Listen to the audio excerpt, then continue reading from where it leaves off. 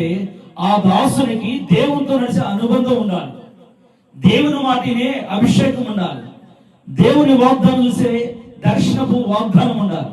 ఆ వాగ్దానం సంపాదించుకున్నాడు కాబట్టి ఎన్ని పరిస్థితులు ఎదురైనా, ఎన్ని ఇబ్బందులు ఎదురైనా, ఆటుపోటులు ఎదురైనా, చీకటి శక్తులతోనూ అంధకార శక్తులతోనూ దురాత్మలతోనూ పోరాడుతూ, మనుషులతో పోరాడుతూ, కుటుంబ సమస్యల్లో పోరాడుతూ, సంఘ సమస్యల్లో పోరాడుతూ, వాటన్నిటినీ జయించుటకు తనకు సపోర్టుగా తల్లి విజ్ఞాపన ప్రార్థన, సంఘ విజ్ఞాపన ప్రార్థన, వారి ఆత్మీయ తండ్రి విజ్ఞాపన ప్రార్థన, అలాగనే సహవాసంలో తనకు తెలిసిన దాసుల ప్రార్థన దేవుడు సపోర్ట్ ఇస్తూ దేవుడు నిలబెట్టాడు. నిలబెట్టి యెహోషువ చెప్పిన రీతిగా ఆకాశములకు ఆజ్ఞాపించాడు, నక్షత్రములు, చంద్రుడు, సూర్యుడు ఆగిపోమని ఆజ్ఞాపించాడు. ఏ వ్యక్తి, ఏ ప్రవృత్తి కూడా అలా ఆజ్ఞాపించలా. ఆయన ఏమని ఆజ్ఞాపించాడు? సూర్యుడా నువ్వు నిలిచిపో, చంద్రుడా నువ్వు నిలిచిపో. ఎవరు నిలిచిపోమన్నాడు? సృష్టిని శాసించాడు. ఆయన ధైర్యం అది. ఎవరి ధైర్యం అది? యెహోషువ ధైర్యం. కారణం అంటే నా దేవుడు నా పక్షంగా ఉండడా, నా దేవుడు నా పక్షాన కార్యం చేయడా, నా దేవుడు నా పక్షాన నిల్చుండి నా సంఘంలో జరుగుతున్న విపత్తు నుంచి కాపాడడాన్న ధైర్యంతో దేవుడు దానియేలుకి ఇచ్చిన వాగ్దానమే ఈ రోజు బిడ్డల సజీవులుగా ఉండటకు స్తోత్రం కలుగును గాక. హల్లెలూయా.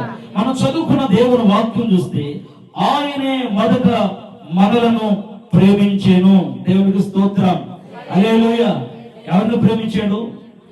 ప్రభు అయిన యేసుక్రీస్తే మొదటిగా ఈ కుటుంబాన్ని ప్రేమించాడు. ఆయన ప్రేమలో ఈ కుటుంబం ఉంది, ఆయన ప్రేమలో ఈ కుటుంబం దాచబడింది, ఆయన ప్రేమలో ఈ కుటుంబం మీద అభిషేకం నిలిచింది. చాలా మందికి భయం కలగానే, శ్రమ కలగానే అసలు దేవుడు ఉన్నాడో లేడు ఫస్ట్ సందేహం ఏమొస్తుంది? చెప్పక గట్టి చెప్పు. దేవుడు ఉన్నాడో లేడో, దేవుడు ఉన్నాడో లేడో సందేహాలు. కానీ దేవుడు ఉన్నాడు. ఎప్పుడున్నాడు? ఆయన మొదటి వాడు, కనపడేవాడు. స్తోత్రం కలుగును గాక. హల్లెలూయా. మనం వస్తాము, తిరిగి వెళ్ళిపోతాం. మనం ఉంటాం ఇక్కడ? ఉంటామా? ఉండమన్నా మంచంలో ఉండి మురుగుతో ఉన్న ఇంటోళ్ళే ఉంటారు. అరే ఎందుకు సచ్చినోడు కాదు, బ్రతికినాడు కాదు, మమ్మల్ని ఎదుగుతున్నాడు కదా ఏమంటారు?